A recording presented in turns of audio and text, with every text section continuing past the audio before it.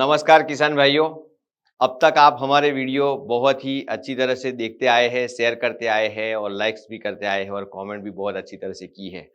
और बहुत सारे किसान भाइयों ने पिछले हमारे वीडियो में बताया था कि आप हमारे लिए एक ऐसा वीडियो बनाओ जिसमें एक जनरल प्रॉब्लम हो, जिस प्रॉब्लम का नाम है कृमि, निमेटोड्स। किसान भाइयों, ये निमेटोड्स का सब्जेक्ट मैटर है वो बहुत ही बड़ा है, इसलिए हम 2 पार्ट में बनाएंगे वीडियो। ये पहला भाग है, उसमें जो हम बताने वाले हैं, इसमें बहुत ही क्रिटिकल अवस्था है। मतलब जो भी इम्पोर्टेंट चीज़ें हैं निमेटोड की, कृमि को, वो समझना है। सूत्रकृमि, निमेटोड्स क्या है, कैसे नुकसान करते हैं, कहाँ पे गैप है, मतलब कहाँ पे हम उसको मार सकते हैं, कहाँ पे उसकी वीकनेस है, कहाँ पे वो पावरफुल होता है, वो सभी मुद्दों को हम ध्यान में रखते हुए पूरा वीडियो बनाया है। तो आप अंत तक बने रहे, पहले नंबर पे।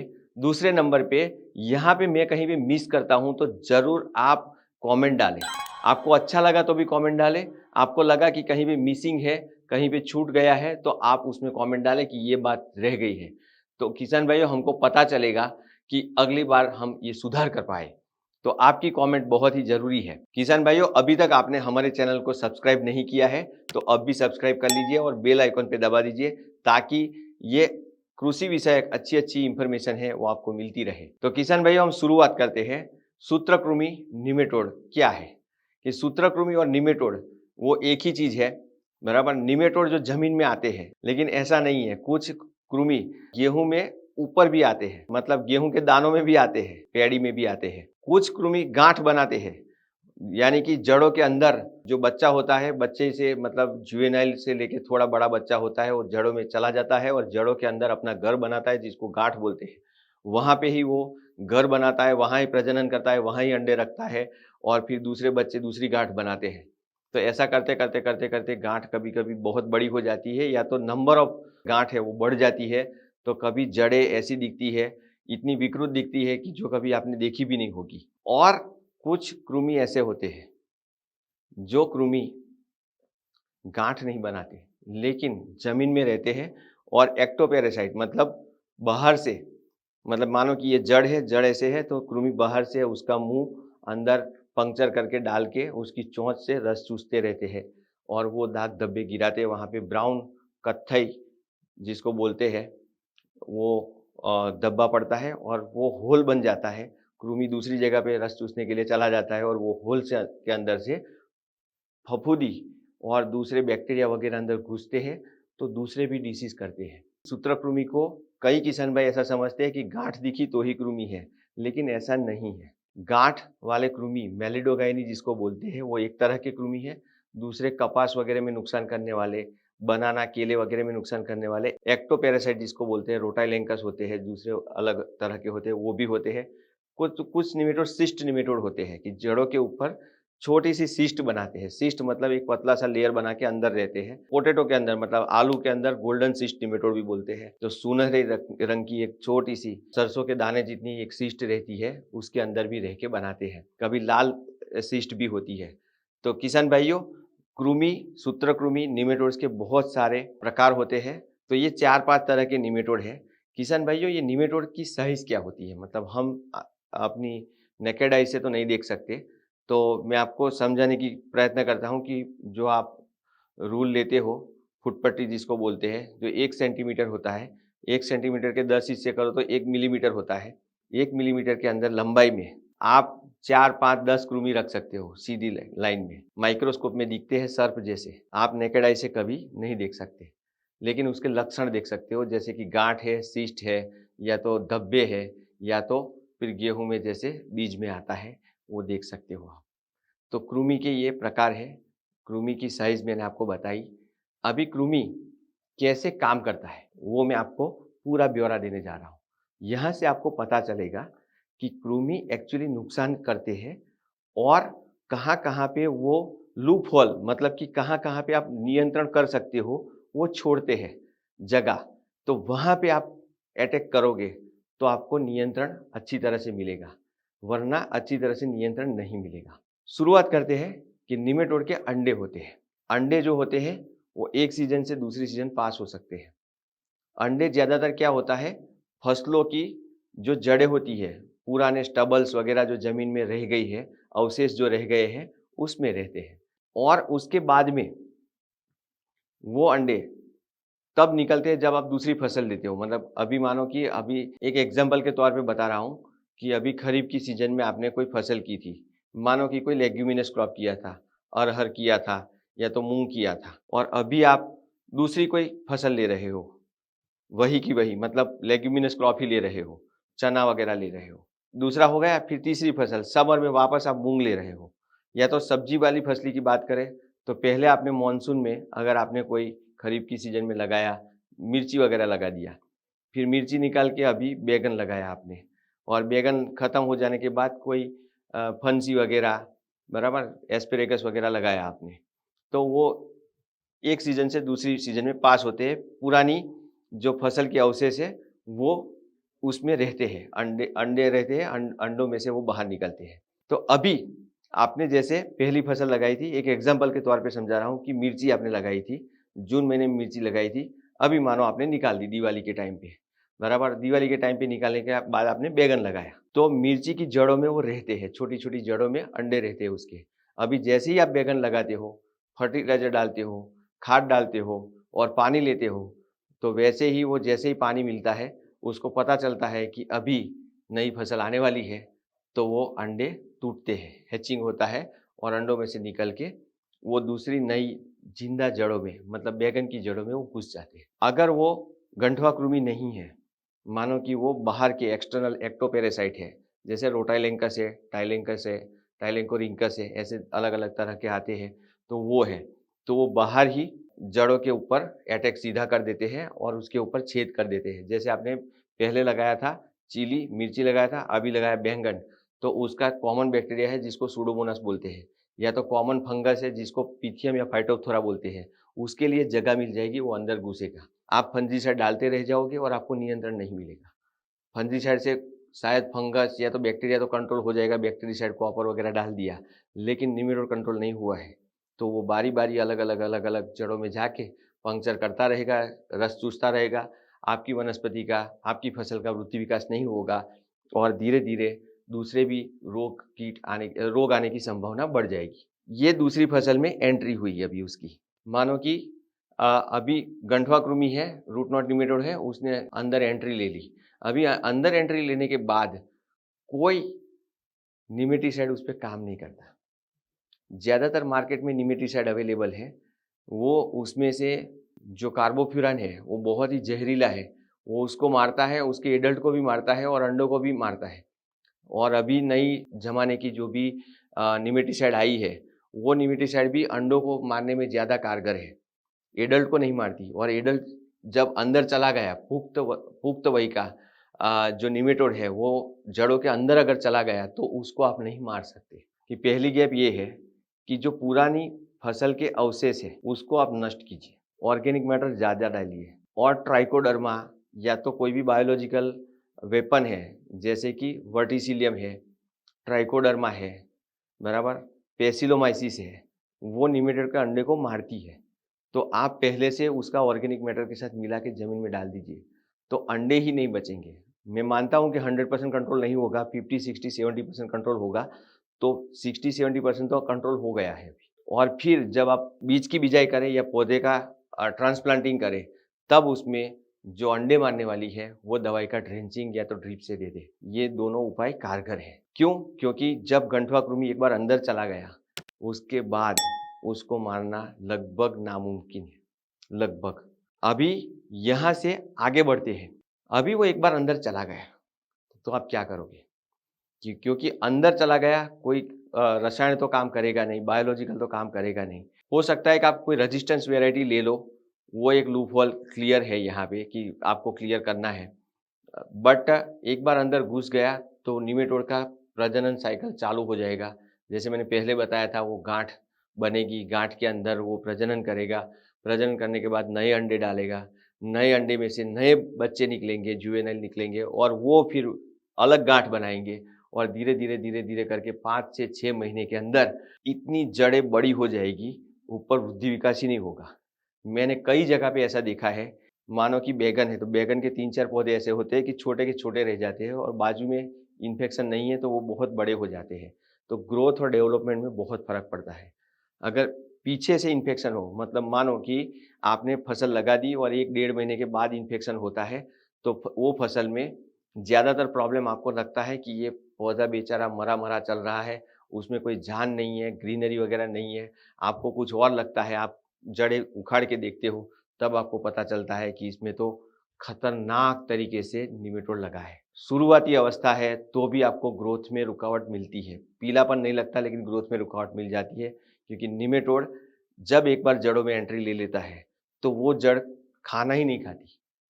दूसरी जड़ें खाना खाती है, ऊपर ले जाती है और ऊपर से जो कार्बन मतलब कार्बोहाइड्रेट बन के जो जड़ों में जाते हैं, वो निमेटोड खा जाते हैं, अपनी बस्ती बढ़ाते हैं। उस तरह से ले देखने जाए तो निमेटोड का जो प्रॉब्लम है वो 10% से लेके 100% नुकसान होने की संभावना रहती है। तो ये हुई गंधवा कृमि की बात। अगर दूसरे तरह का निमेटोड है, गेहूँ में जैसे आता है, गेहूँ वाला निमेटोड तो अंदर चला जाता है, आपको पता ही नहीं चलता और जब ईयर हेड निकलता है तब आपको पता चलता है कि ये तो अंदर निमेटोड है। मतलब आपको पता भी नहीं चलता कि निमेटोड है, क्योंकि बाली तो आती है लेकिन बाली में दाने अच्छी तरह से नहीं बढ़ते हैं, वज़न बहुत कम रहता है, तब जाके पता चलता है। अंदर के कृमि की बात की, अभी थोड़ी बाहर की बात करते हैं। बाहर के जो बाहर से रहते हैं कृमि, मतलब बहुत सारे हैं जिसको हम ध्यान कभी देते नहीं हैं, बराबर? क्योंकि वो दिखता नहीं है। लेकिन निमेटोड अगर आपको जानना हो, तो मैं आपको एक एग्ज़ाम्पल देता हूँ। जैसे केले की खेती जो करते हैं, तो केले की खेती में रोटाइलिंकस या तो डाइटाइलिंकस या तो टाइलेंकोरिंकस ऐसे अलग-अलग तरह के रहते हैं। आप गूगल भी कर सकते हो, कमेंट भी डाल सकते हो, लेकिन ये नाम बहुत बड़े-बड़े हैं। काम एक ही है। काम ऐसा होता है कि ये जड़ है, जड़ जो सफ़ेद जड़ होती है, उसके ऊपर एक ब्राउन कलर का या तो काले कलर का धब्बा गिरता है छोटा-सा। उसके बाजू में थोड़ी अंतर छोड़ के दूसरा पड़ता है, तीसरा पड़ता है। तो ऐसे करके निमेटोड अटैक करते हैं। जहाँ पे पंक्चर किया है वो पार्ट काला हो जाता है, मर जाता है मतलब काला हो जाता है। वाइस वर्सा मरता है इसलिए काला दिखता है, बराबर? और वो होल रह जाता है। जहाँ पे होल रह गया है वहाँ से दूसरे पैथोजेन्स है जैसे कि बैक्टीरिया है या तो फंगस है, वहाँ से एंट्री लेते हैं। वैसा का वैसा कपास में भी होता है, वैसा का वैसा बैंगन या तो अलग-अलग दूसरी सब्जियों में भी होता है। लेकिन बनाना में, केले में सबसे ज़्यादा प्रॉब्लम है। तो ये बात हुई निमेटोड की जो बाहर से नुकसान करते हैं। चौथा निमेटोड है जो शिष्ट प्रकार का निमेटोड है, ज़्यादातर आलू की फसल में ज़्यादा देखने को मिलता है, कभी-कभी मिर्ची में भी देखने को मिलता है, बैंगन में भी, सोलेनेसियस क्रॉप जितने हैं उसमें देखने को मिलता है। तो शिष्ट निमेटोड होता है जो गोल्डन शिष्ट निमेटोड पोटैटो का बहुत ही फ़ेमस है। कभी-कभी देखने को मिलता है, हर बार देखने को नहीं मिलता। वैसे भी आलू की फसल 60 दिन से लेके 100 दिन की होती है, बहुत कम अवधि की होती है, लेकिन वो जब डेवलप होता है तो आलू जो फल बनना है वो पूरी तरह से भरता नहीं है, इसलिए नुकसान तो उसका भी बहुत है। वो कैसा होता है कि जड़ के ऊपर एक शिष्ट मतलब छोटा-सा दाना बना के रहता है वो। सरसों से भी पतला छोटा दाना होता है, मोहरी जैसा होता है, लेकिन कभी गोल्डन, कभी लाल कलर का होने की संभावना है। तो ये सब लक्षण मैंने बताए। निमेटोड के जो मोड ऑफ एक्शन है उसके आधार पे मैंने बताया कि लक्षण कैसे होते हैं। अभी दूसरे पॉइंट पे जाते हैं, बहुत इंपॉर्टेंट ये पॉइंट है। कौन-सी ज़मीन में निमेटोड ज़्यादा आता है? तो किसान भाइयों हमारा ऐसा जनरल अनुभव है कि जहाँ पे ज़मीन पतली है, मतलब पतली का मतलब ये नहीं बोलता कि उर्वरकता कम है। उर्वरकता से कोई लेना-देना नहीं है। पतली मतलब जब आप पानी लेते हो और आप 2 से 3 दिनों में ट्रैक्टर लेके जा सकते हो, वो ज़मीन पतली है। जहाँ पे इन्फिल्ट्रेशन रेट ज़्यादा है, रेतीली बलुई मिट्टी है, दोमट है, उसमें निमेटोड मतलब ख़ास करके कोई भी फसल हो, रूट नॉट निमेटोड का उपद्रव बहुत ज़्यादा होता है। और जहाँ पे भारी ज़मीन है, मतलब ज़मीन में क्ले का पोर्शन ज़्यादा है, जैसे कि वहाँ पे आप पानी लेते हो और 7, 8, 10 दिन तक आप ट्रैक्टर लेके नहीं जा सकते। गुजरात में काफ़ी सारी ज़मीनें ऐसी हैं, मध्य गुजरात में, सौराष्ट्र में और पहाड़ी ज़मीन होती है, जहाँ पे रेड एल्यूवियल और क्ले सॉइल होता है, बराबर? तो वहाँ पे ये प्रॉब्लम होने की संभावना भारी चिकनी मिट्टी जिसको बोलते हैं, वहाँ पे ये प्रॉब्लम होने की संभावना ज़्यादा है। नमी ज़्यादा संग्रह करता है, वहाँ पे एक्टोपैरासाइट मतलब बाहर से आने वाले कृमि का उपद्रव ज़्यादा होता है। तो ये एक जनरल स्टेटमेंट है कि कौन-सी ज़मीन में कौन-सा निमेटोड ज़्यादा आता है। अभी यहाँ पे आपको मैं समझाता हूँ कि यहाँ पे आप कैसे उसको डील करते हो, उसके साथ आप कैसे लड़ सकते हो। तो जहाँ पे ज़मीन बहुत हल्की है, वहाँ पे ऑर्गेनिक मैटर ज़्यादा डालो, नमी ज़्यादा रहेगी तो वहाँ पे निमेटोड की मूवमेंट बहुत कम हो जाती है। ऑर्गेनिक मैटर के कारण उसके बायोलॉजिकल शत्रु यानी कि जैविक शत्रु जैसे पेसिलोमाइसिस है, ट्राइकोडर्मा है, उसका ग्रोथ डेवलपमेंट बहुत होता है, तो वो भी मारने में कारगर रहता है। तो मतलब ये यहाँ पे एक दूसरा मैंने कारगर उपाय बताया, लूप होल जिसको बोलते हैं कि जहाँ से आप अटैक कर सकते हो, तो ये अटैक करने की जगह है। अभी निमेटोड के बारे में और भी एक बहुत इम्पोर्टेंट चीज़ है, वो मैं आपको बताने जा रहा हूँ कि निमेटोड जो होते हैं, वो ज़्यादा मूवमेंट नहीं करते हैं। मतलब एक पौधे के अंदर कहीं से निमेटोड ज़मीन में था, वहीं पे पड़ा था, उस पे अटैक कर दिया, तो दूसरे पौधे तक डेवलप करने में उसको 15 से 20 दिन लगते हैं क्योंकि उसने अटैक किया, फिर अटैक करने के बाद वो बड़ा हुआ, फिर उसने प्रजनन किया, फिर अंडे दिए, अंडे में से नया जुवेनाइल निकला, वो मूवमेंट करके बच्चा दूसरी जगह पे जाएगा, फिर वो अटैक करेगा, फिर वो तो ऐसे चेन में चलता है। मतलब एक पौधे डैमेज है तो फिर दूसरा होगा, तीसरा होगा, चौथा होगा। या तो एक पैच है खेत में आपके, तो वो पैच धीरे-धीरे करके आगे बढ़ेगा और पानी की दिशा में ज़्यादा आगे बढ़ता है। निमेटोड को पहचान नहीं पाते, मतलब आपको लगता है कि ज़मीन में कोई प्रॉब्लम है, यहाँ पे खाद कम पड़ा होगा, पानी का प्रॉब्लम होगा।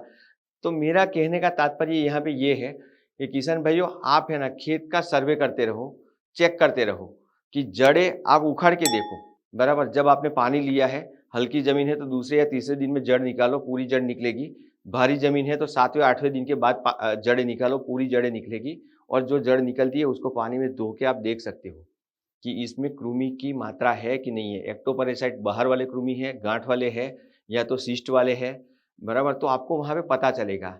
तो मेरा कहने का तात्पर्य सिर्फ इतना ही है कि आप जाके खेत में सर्वे करते रहो कि जहाँ पे पौधा वृद्धि विकास कम कर रहा है, आपको नॉर्मली ऐसा लग रहा है कोई पैच में, कोई जगह पे, कुछ एरिया में आपको ग्रोथ कम दिख रही है, फ्लावरिंग नहीं डेवलप हो रहा है, वहाँ पे नॉर्मली आपने सब खाद डाल दिए, नाइट्रोजन डाल दिया, फास्फोरस, डीएपी डाल दिया, आपने 05234 डाल दिया, 19-19 भी डाल दिया, ऊपर से स्प्रे भी कर दिया, माइक्रोन्यूट्रन भी कर दिया, ग्रोथ हार्मोन्स भी डाल दिया आपने, पीजीआर भी डाल दिया आपने, सब कुछ डाल दिया, कोई रिजल्ट ही नहीं मिल रहा है वहाँ पे। तो एक बार दोस्तों चेक कीजिए ये सब करने के पश्चात या पहले कर लीजिए कि कहीं निमेटोड तो नहीं है ना? क्योंकि निमेटोड सूत्रकृमि धीरे-धीरे नुकसान करते हैं, स्लोली, बराबर?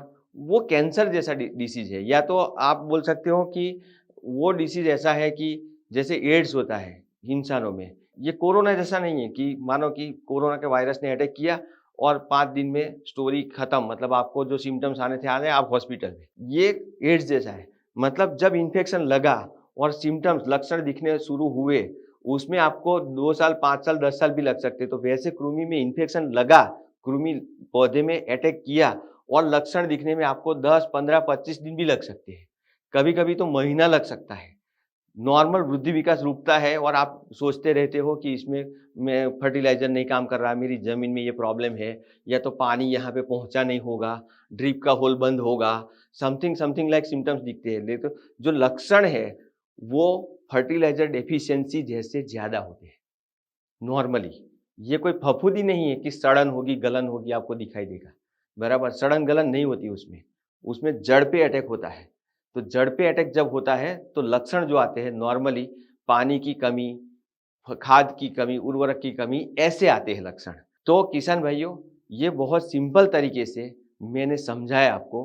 पहले नंबर, कृमि कितने तरह के होते हैं, कृमि का लाइफ साइकिल क्या है कि पिछली जड़ों में से नई जड़ों में आते हैं, पिछले अवशेष में से नए अवशेष में आते हैं, और फिर अंदर कैसे डेवलप होते हैं, बाहर की साइड में कैसे डेवलप होते हैं, कैसी ज़मीन में ज़्यादा नुकसान होता है कौन से कृमि का, और लास्ट में मैंने बताया कि उसकी फैलने की प्रक्रिया कैसी होती है, बराबर? और लास्ट में बताया कि उसके लक्षण कैसे डेवलप होते हैं।